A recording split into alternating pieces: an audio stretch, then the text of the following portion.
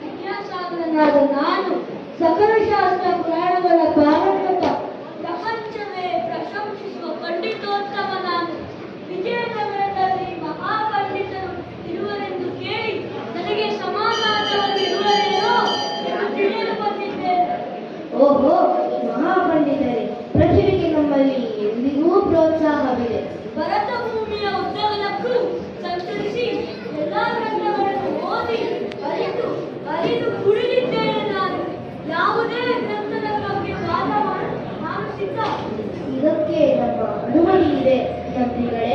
ಓಹೋ, ಇಷ್ಟೇನಾ ವಿಷಯ? ನಾನೇನೋ ಇದು ಇರಲಿ. ಪಂಡಿತರೇ, ಪ್ರಪಂಚದ ಅತ್ಯಮೂಲ್ಯವಾದ ಗ್ರಂಥವಿದು. ಯಾವುದೀ ಗ್ರಂಥ? ತಿಲಕಾಷ್ಟ ವೈಷಮಂದನ. ತಿಲಕಾಷ್ಟ ವೈಷಮಂದನ?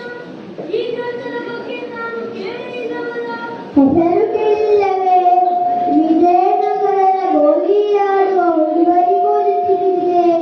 ಈಗಷ್ಟೇ ತಾವು ಸಕಲ ಶಾಸ್ತ್ರ ಪಾರಂಗತ ಎಂದು ಸಂತಪಡಿಸಿಕೊಂಡಿರಲ್ಲ. ನನ್ನದು ತಪ್ಪಾಯಿತು. ನಾನು ಸೋಲಿನೊಪ್ಪಿಕೊಳ್ಳುತ್ತೇನೆ. ಮಹಾಪ್ರಭು ನನ್ನನ್ನು ಕ್ಷಮಿಸಿ. ಈ ಕ್ಷಣದಿಂದ ನನ್ನ ಬಿಡುಗಡೆಗಳನ್ನು ತಮಗೆ ಅರ್ಪಿಸುತ್ತಿದ್ದೇನೆ. ನನಗಿಲ್ಲೇನು ಕೆಲಸವಿಲ್ಲ, ಹೊರಡುತ್ತೇನೆ. ರಾಮಕೃಷ್ಣರೇ, ಯಾವುದೇ ತಿಲಕಾಷ್ಟ ವೈಷಮಂದನ ಸೂತ್ರ ಸ್ವಲ್ಪ ವಿವರಿಸಿ.